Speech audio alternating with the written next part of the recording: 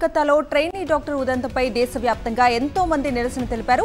ఇదే ఘటనకు సంబంధించి అల్లూరు జిల్లాలోనూ మిడ్ లెవెల్ హెల్త్ ప్రొవైడర్స్ నిరసన ర్యాలీలో పాల్గొన్నారు. ముందస్తు అనుమతి లేకుండా నిరసన తెలపడంపై మండిపడుతూ 33 మందికి నోటీసులు ఇచ్చారు. వివరణ ఇవ్వకపోతే కఠిన చర్యలు తీసుకుంటామంటూ హుకుం జారీ చేశారు. ఒంగోలు అసెంబ్లీ ఈవీఎంల వెరిఫికేషన్ పై బాలినేని వేసిన రిట్ పిటిషన్ విచారణ మధ్యాహ్నానికి వాయిదా పడింది. సుప్రీంకోర్టు ఆదేశాల ప్రకారం ఈ ప్రక్రియ చేపట్టకపోవడంతో రిట్ పిటిషన్ వేశారు. విచారణ చేపట్టిన ఏపీ హైకోర్టు మధ్యాహ్నానికి వాయిదా వేసింది. ఢిల్లీ లిక్కర్ స్కామ్ లో కవిత బెయిల్ పిటిషన్ పై విచారణను వాయిదా వేసింది సుప్రీంకోర్టు. ఈడీ, సిబిఐ కేసుల్లో బెయిల్ కోరుతూ కవిత పిటిషన్ దాఖలు చేసింది. విచారించిన ధర్మాసనం ఈ నెల 27కు వాయిదా వేసింది. ఇక శుక్రవారం లోపు కౌంటర్ దాఖలు చేయాలని ఈడీకి సుప్రీం ఆదేశించింది. ప్రధాని నరేంద్ర మోదీ పోలాండ్ పర్యటన ఖరారైంది. ఈ నెల 23న ఆయన ఉక్రెయిన్లోని కీవ్లో పర్యటించనున్నారు. యుక్రెయిన్ అధ్యక్షుడు జెలెన్స్కీతో భేటీ కానున్నారు. రష్యా యుద్ధం వేళ ప్రధాని యుక్రెయిన్ పర్యటన ప్రాధాన్యత సంతరించుకుంది. కోల్కతా ట్రైనీ డాక్టర్ హత్యాచార ఘటనపై సుప్రీంకోర్టు విచారణ జరుగుతోంది. దేశంలో సంచలనం సృష్టించిన ఈ ఘటనపై ప్రజాగ్రహం వెల్లువెత్తడంతో సుప్రీంకోర్టు సుమోటోగా కేసు విచారణకు స్వీకరించింది. గురువారంలోపు స్టేటస్ రిపోర్ట్ ఇవ్వాలని సుప్రీంకోర్టు సీజీఐ వెల్లడించారు. టీవీ5 మూర్తిపై జ్యోతిష్యుడు వేణుస్వామి సంచలన ఆరోపణలు చేశారు. మీడియా ముసుగులో మూర్తి తనను వేధిస్తున్నారని, 5 కోట్ల రూపాయలు ఇవ్వాలని డిమాండ్ చేస్తున్నారని ఆవేదన వ్యక్తం చేశారు. అందుకు సంబంధించిన ఒక ఆడియోను కూడా విడుదల చేశారు. కానకాపల్లి ఫుడ్ పాయిజన్ ఘటనపై ఆర్డీఓ జయరాం ఎప్పటికప్పుడు పర్యవేక్షిస్తున్నారు. తీవ్ర అస్వస్థతకు గురైన విద్యార్థులను నర్సీపట్నం ఆసుపత్రి నుంచి విశాఖ కేజీహెచ్కు తరలించారు. మెరుగైన వైద్యం కోసం నలుగురిని 2 అంబులెన్స్లలో విశాఖ ఆసుపత్రిలో చేర్చారు. ఇక ఫుడ్ పాయిజన్ ఘటనపై ఉన్నత స్థాయి విచారణకు ప్రభుత్వం ఆదేశించింది. అలాగే మృతుల కుటుంబాలకు 10 లక్షల చొప్పున పరిహారం ప్రకటించింది. తిరుమల శ్రీవారి ఆలయంలో అక్టోబర్ 4 నుంచి 12వ తేదీ వరకు నవాహ్నిక సాలకట్ల బ్రహ్మోత్సవాలను వైభవంగా నిర్వహించనున్నారు. అక్టోబర్ 3న సాయంత్రం అంకురార్పణతో ఈ ఉత్సవాలు ప్రారంభం కానున్నాయి. బ్రహ్మోత్సవాల్లో ప్రతిరోజు ఉదయం 8 నుంచి 10 గంటల వరకు, తిరిగి సాయంత్రం 7 గంటల నుంచి 9 గంటల వరకు వాహన సేవలు ఉంటాయని టీటీడీ పేర్కొంది. తిరుమల ఆలయ దర్శనానికి సంబంధించి నవంబర్ నెలకు చెందిన దర్శన కోటా టికెట్లను టీటీడీ రిలీజ్ చేసింది. శ్రీవారి సేవ, దర్శన, వసతి కోసం టికెట్లను విడుదల చేసింది. ఈ నెల 22న ఉదయం 10 గంటలకు కళ్యాణోత్సవం, ఓంజల్ సేవ, ఆర్జిత బ్రహ్మోత్సవం, సహస్ర దీపాలంకరణ సేవ టికెట్లను అందుబాటులో ఉంచనుంది. తిరుమల తిరుపతి దేవస్థానంలో స్వామివారి దర్శనానికి నకిలీ టికెట్లు అమ్ముతున్న ముఠా గుట్టురట్టు చేశారు పోలీసులు. టూరిజం శాఖ ముసుగులో కొంతకాలంగా నకిలీ టికెట్ల దందా సాగుతుండగా రోజుకు సుమారు 40 మంది భక్తులను టికెట్లు లేకుండానే దర్శనానికి దళారీలు అనుమతిస్తున్నారు. చెన్నైకి చెందిన ఒక ట్రావెల్ ఏజెంట్, టీటీడీ అవుట్సోర్సింగ్ ఉద్యోగులు, టూరిజం ఉద్యోగులు ముఠాగా ఏర్పడి కొంతకాలంగా దందా సాగిస్తున్నారని తేల్చారు. గ్రేటర్ హైదరాబాద్ లో కుండపోత వర్షం కురిసింది. తెల్లవారుజామున 4 గంటలకు ప్రారంభమైన వర్షం సుమారు 3 గంటల పాటు ఏకధాటిగా కురిసింది. ఈ నేపథ్యంలో రోడ్లపై నీరు నిలిచి చెరువులను తలపించాయి. నగరంలోని కాలనీలు, బస్తీలన్నీ వర్షం నీటితో నిండిపోయాయి. హైదరాబాద్ లో కురిసిన భారీ వర్షానికి హుస్సేన్ సాగర్ కు భారీగా వరద వస్తోంది. ఇన్ఫ్లో 1850 క్యూసెక్కులు వస్తుండగా 1600 క్యూసెక్కులు అవుట్ఫ్లోగా ఉంటుంది. లోతట్టు ప్రాంతాల ప్రజలు అప్రమత్తంగా ఉండాలని అధికారులు సూచించారు. హైదరాబాద్ లో కుండపోత వర్షానికి రామ్నగర్ లో ఒకరు మృతి చెందారు. ఇక నగరంలో మరోసారి కుండపోత వాన కురుస్తోందని వాతావరణ శాఖ హెచ్చరించింది. ఈ నేపథ్యంలో హైదరాబాద్ కు ఎల్లో అలర్ట్ ను జారీ చేసింది వాతావరణ శాఖ. హైదరాబాద్ నగరంలో వర్షం భీభత్సం సృష్టించింది. పంజాగుట్టలోని సుఖ్నివాస్ అపార్ట్మెంట్ వద్ద పిడుగుపడింది. షెడ్డుపై పడటంతో ఓ కారు ధ్వంసమైంది. విద్యుత్ తీగలు తెగిపడ్డాయి. హైదరాబాద్ లో భారీ వర్షపాతం నమోదైంది. యూసఫ్గూడలో అత్యధికంగా 12 సెంటీమీటర్ల వర్షపాతం నమోదైంది. ఇక రాజేంద్ర నగర్ లో 11.4, వెస్ట్ మారేడుపల్లి, ఫలక్నుమా, ఉప్పల్, లంగర్ హౌస్, ఎల్బీ నగర్ లో 10 సెంటీమీటర్లకు పైగా వర్షపాతం నమోదైంది. ఎడతెరపులేని భారీ వర్షం హైదరాబాద్ ను అతలాకుతలం చేసింది. వర్షం ధాటికి నగరంలోని ఎల్బీ స్టేడియం ప్రహరీ గోడ కూలింది. దీంతో అక్కడ పార్కింగ్ చేసిన వాహనాలు ధ్వంసమయ్యాయి. హైదరాబాద్ రామ్నగర్ లో వాన బీభత్సం సృష్టించింది. ముషీరాబాద్ రామ్నగర్ లో వరదలో బైకర్ కొట్టుకుపోతుండగా స్థానిక యువకులు రక్షించేందుకు ప్రయత్నించారు. వాటర్ ఫ్లో ఎక్కువగా ఉండటంతో వారు సైతం కొంత దూరం కొట్టుకుపోయారు. చివరకు బైకర్ ని కాపాడటానికి వెళ్లిన వారు సురక్షితంగా బయటపడ్డారు. భారీ వర్షంతో నగరం మొత్తం జల దిగ్బంధమైంది. పార్సిగుట్టలో కారు కొట్టుకుపోయింది. అయితే భారీగా వర్షం నీరు చేరడంతో పార్సిగుట్టలోని పలు ప్రాంతాలు ప్రమాదం అంచున ఉన్నాయి. జీహెచ్ఎంసీ ఎన్డీఆర్ఎఫ్ సిబ్బంది ఎప్పటికప్పుడు ట్రాఫిక్ ను మళ్లిస్తున్నారు. భారీ వర్షాల నేపథ్యంలో ఇవాళ రంగారెడ్డి జిల్లా గ్రేటర్ పరిధిలోని పాఠశాలలకు విద్యాశాఖ సెలవును ప్రకటించింది. గ్రామీణ ప్రాంతాల్లో పాఠశాల భవనాల పరిస్థితి, అక్కడ వాతావరణాన్ని బట్టి మండల విద్యాశాఖ అధికారులు సెలవు ఇవ్వాలని డీఈఓ ఆదేశాలు జారీ చేశారు. ఇక జీహెచ్ఎంసీ పరిధిలోనూ విద్యా సంస్థలకు సెలవులు ప్రకటించారు అధికారులు. నగరంలో భారీ వర్షాల నేపథ్యంలో జీహెచ్ఎంసీ అప్రమత్తమైంది. నగరంలో పలు ప్రాంతాల్లో రోడ్లపై భారీగా వర్షం నీరు నిలవడంతో జీహెచ్ఎంసీ డీఆర్ఎఫ్ బృందాలు రంగంలోకి దిగాయి. ఇక రెడ్ అలర్ట్ నేపథ్యంలో అత్యవసరమైతే తప్ప బయటకు రావద్దని నగరవాసులకు జీహెచ్ఎంసీ సూచించింది. ఉమ్మడి పాలమూరు జిల్లాలో విస్తారంగా వర్షాలు కురుస్తున్నాయి. వర్షాలకు పలు ప్రాంతాల్లో వాగులు వంగలు పొంగి పొర్లుతున్నాయి. జోగులాంబ గద్వాల జిల్లా ఐజ సమీపంలో రాయచూర్ కర్నూలు అంతరాష్ట్ర రహదారిపై ఉన్న పెద్దవాగు పొంగి పొర్లుతోంది.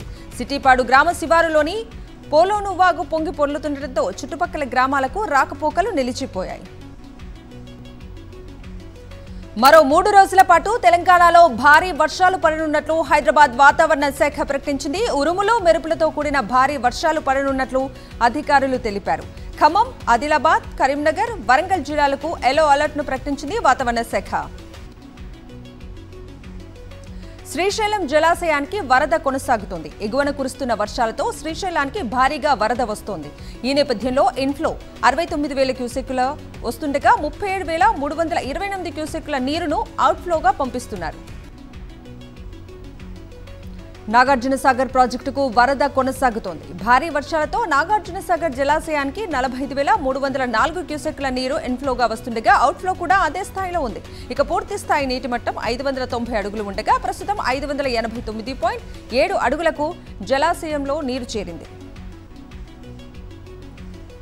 కాళేశ్వరం ప్రాజెక్టుపై జస్టిస్ ఘోష్ కమిషన్ రేపటి నుంచి బహిరంగ విచారణను ప్రారంభించనుంది. విజిలెన్స్ డీజీ సివి ఆనంద్ను 4 గంటల పాటు విచారించిన కమిషన్ పూర్తిస్థాయి నివేదిక ఇవ్వాలని ఆదేశించింది. త్వరలోనే కేసీఆర్, హరీష్ రావు, మాజీ సీఎస్ సోమేష్ కు నోటీసులు ఇచ్చేందుకు రంగం సిద్ధం చేస్తున్నట్లు సమాచారం. జయశంకర్ భూపాలపల్లి జిల్లా గణపురంలోని చెల్పూరు కాకతీయ థర్మల్ పవర్ ప్రాజెక్టులో విద్యుత్ ఉత్పత్తి నిలిచిపోయింది. ప్రాజెక్టులోని బాయిలర్ ట్యూబ్స్ లీకేజ్ కావడంతో 500 మెగావాట్ల విద్యుత్ ఉత్పత్తి ఆగిపోయింది. విద్యుత్ ఉత్పత్తి తిరిగి కొనసాగాలంటే 2-3 రోజుల సమయం పడుతోందని కేటీపీపీ అధికారులు వెల్లడించారు. భద్రాద్రి కొత్తగూడెం జిల్లా భద్రాచలం నుంచి వెంకటాపురం వెళ్తున్న ఆర్టీసీ బస్సు రోడ్డుకు అడ్డదిడ్డంగా పడిపోయింది. దీంతో బస్సులో ఉన్న 100 మంది ప్రయాణికులు తీవ్ర భయాందోళనకు గురయ్యారు. అయితే బస్సు కట్టలకు సంబంధించిన సెంట్రల్ బోల్ట్ ఊడిపోయినట్లు డ్రైవర్ వెల్లడించారు. చేసేదేమీ లేక బస్సును నెమ్మదిగా గమ్యం చేర్చడం జరిగిందని డ్రైవర్ తెలిపారు. సంగారెడ్డి జిల్లా జోగిపేట పట్టణంలోని ఘోర రోడ్డు ప్రమాదం జరిగింది. హైదరాబాద్ నుంచి జోగిపేట వైపు అతివేగంగా వస్తున్న కారు జోగిపేట బస్టాండ్ వద్ద డివైడర్ బటర్పై లైట్ ను ఢీకొట్టింది. ఘటనలో కారులో ప్రయాణిస్తున్న దంపతులకు తీవ్ర గాయాలు కావడంతో ఆసుపత్రికి తరలించారు. అభిలాష్ అనే వ్యక్తి చికిత్స పొందుతూ మృతి చెందాడు. అన్నమయ్య జిల్లా సుండుపల్లి కేంద్రంలోని ఒక ఇంట్లో చోరీ జరిగింది. ఇంట్లో దొంగలు పడ్డారని 6 తులాల బంగారం, 10,000 నగదు చోరీకి గురైనట్లు యజమాని నాగేంద్ర పోలీసులకు ఫిర్యాదు చేశారు. భారత కమ్యూనిస్టు పార్టీ జాతీయ ప్రధాన కార్యదర్శి సీతారాం ఏచూరి అస్వస్థతకు గురయ్యారు. తీవ్ర జ్వరంతో సోమవారం రాత్రి ఢిల్లీలోని ఎయిమ్స్ ఆసుపత్రిలో చేరారు. ప్రస్తుతం ఆయనకు చికిత్సను అందిస్తున్నారు. ఢిల్లీలో భారీ వర్షం కురుస్తోంది. దీంతో లోతట్టు ప్రాంతాలు జలమయమయ్యాయి. మింటో బ్రిడ్జ్ వద్ద అయితే భారీగా వరద నీరు చేరుకుంది. ఒక ఆటో నీట మునగటంతో పాటు రాకపోకలు నిలిచిపోయాయి. ఇటు అక్షర్రామ్ బ్రిడ్జ్తో పాటు పలు ప్రాంతాల్లో భారీగా వర్షపు నీరు రోడ్లను ముంచెత్తింది. జమ్మూ కాశ్మీర్లో అసెంబ్లీ ఎన్నికల సందర్భంగా ఇవాల్టి నుంచి తొలి విడత నామినేషన్ల ప్రక్రియ ప్రారంభం కానుంది. ఈ నేపథ్యంలో అభ్యర్థుల ఎంపికపై ఫోకస్ పెట్టిన బీజేపీ ఎలక్షన్ మేనేజ్మెంట్ కమిటీ జమ్మూలో భేటీ అయింది. కేంద్ర మంత్రి కిషన్ రెడ్డి నేతృత్వంలో కమిటీ అభ్యర్థుల జాబితా రూపొందించే పనిలో బిజీ అయింది. గత 52 రోజులుగా సాగిన అమర్నాథ్ యాత్ర సోమవారంతో ముగిసింది. భారీ వర్షాలు, ప్రకృతి వైపరీత్యాలను సైతం లెక్క చేయకుండా మొత్తం 5 లక్షల మంది భక్తులు మంచులింగాన్ని దర్శించుకున్నారు. జూన్ 29న ప్రారంభమైన ఈ యాత్ర 2 నెలల పాటు సాగింది. 2 వరుస భూకంపాలతో కశ్మీర్ లోయ ఉలిక్కిపడింది. ప్రజలు భయభ్రాంతులకు గురై ఇళ్ల నుంచి బయటకు వచ్చి రోడ్లపైకి చేరారు. ఉదయం 6:45 సమయంలో బారాముల్లా జిల్లాలో 4.9 తీవ్రతతో భూకంపం సంభవించింది. మరో 7 నిమిషాల వ్యవధిలో బారాముల్లా జిల్లాలోనే భూమి కంపించింది. కోల్కతాలో జూనియర్ డాక్టర్పై హత్యాచారం కేసులో విచారణ వేగవంతం చేసింది సిబిఐ.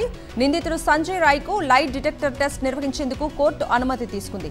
ఇప్పటికే సైకలాజికల్ టెస్ట్ నిర్వహించిన అధికారులు ఇవాళ వైద్యుల సమక్షంలో పాలిగ్రాఫ్ టెస్ట్ నిర్వహించనున్నారు.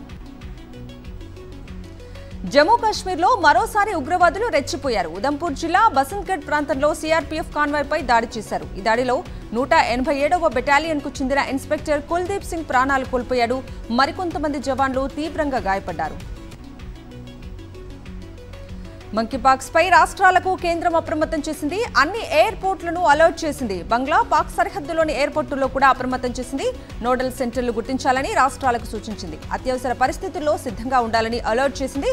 టెస్టింగ్ ల్యాబ్లు కూడా సిద్ధంగా ఉంచాలని సూచించింది. గాజాపై ఇజ్రాయెల్ దాడులు కొనసాగుతున్నాయి. ఇజ్రాయెల్ ఆర్మీ చేసిన వైమానిక దాడుల్లో 29 మంది పాలస్తీనా పౌరులు మృతి చెందినట్లు ఆ దేశ ఆరోగ్య శాఖ అధికారులు వెల్లడించారు. అయితే గాజాలో ఉద్రిక్తతలు తగ్గించడం, మధ్యవర్తుల ప్రయత్నాలను, ఒప్పందాన్ని అడ్డుకోవాలని ప్రధాని నెతన్యాహు చూస్తున్నారని హమాస్ ఆరోపించింది. పాకిస్తాన్లో వరుస ఉగ్ర దాడులు జరిగాయి. వాయువ్య పాకిస్తాన్లోని డేరా ఇస్మాయిల్ ఖాన్ జిల్లా మధ్య ప్రాంతంలోని పోలీస్ స్టేషన్పై, అలాగే అక్కడి భద్రతా బలగాల కాన్వాయ్పై ఉగ్రవాదులు మెరుపు దాడి చేశారు. మరోచోట ఫ్రాంటియర్ కానిస్టేబులరీ వాహనాలను లక్ష్యంగా చేసుకుని దాడి చేశారు. ఇటలీలో ఘోర ప్రమాదం సంభవించింది. సిసిలీ తీరంలో తీవ్ర తుఫాను వల్ల ఒక విలాసవంతమైన షిప్ మునిగిపోయింది. ఈ ప్రమాదంలో బ్రిటన్ దిగ్గజ వ్యాపారవేత్త మైక్ లించ్ సహా 7 గల్లంతయ్యారు. సిసిలియన్ పోర్టు నుంచి యార్డ్కు ఈ నెల 14న బయలుదేరిన నౌకలో 10 మంది సిబ్బంది, 12 మంది ప్రయాణికులు ఉన్నారు. పార్టిసలో తీరానికి చేరుకున్న సమయంలో ప్రతికూల వాతావరణ పరిస్థితుల కారణంగా షిప్ మునిగిపోయినట్లు భావిస్తున్నారు. స్టాచ్యూ ఆఫ్ యూనియన్ పేరిట అమెరికాలో 100 అడుగుల భారీ హనుమాన్ విగ్రహాన్ని ప్రతిష్ఠించారు. టెక్సాస్ రాష్ట్రంలోని హూస్టన్ నగర పరిధిలోని అష్టలక్ష్మి దేవాలయ ప్రాంగణంలో ఈ మహా విగ్రహం ఆవిష్కరణ కార్యక్రమం జరిగింది. అనారోగ్యంతో ఆసుపత్రిలో చేరిన గాయని పి సుశీల చెన్నై కావేరీ ఆసుపత్రి నుంచి డిశ్చార్జ్ అయ్యారు. ప్రజల ప్రార్థనలు ఫలించడంతో ఆరోగ్యంగా, సంతోషంగా డిశ్చార్జ్ అయినట్లు ఆనందాన్ని వ్యక్తం చేశారు పి సుశీల. దేశీయ స్టాక్ మార్కెట్ సూచీలు ఇవాళ లాభాలతో ప్రారంభమయ్యాయి. అంతర్జాతీయ మార్కెట్లలోని సానుకూలతలు మన సూచీలకు కలిసొస్తున్నాయి. ఉదయం 9:26 సమయంలో సెన్సెక్స్ 98 పాయింట్లు లాభపడి 80,523 వద్ద కొనసాగుతోంది. నిఫ్టీ 40 పాయింట్లు పెరిగి 24,612 వద్ద ట్రేడ్ అవుతోంది.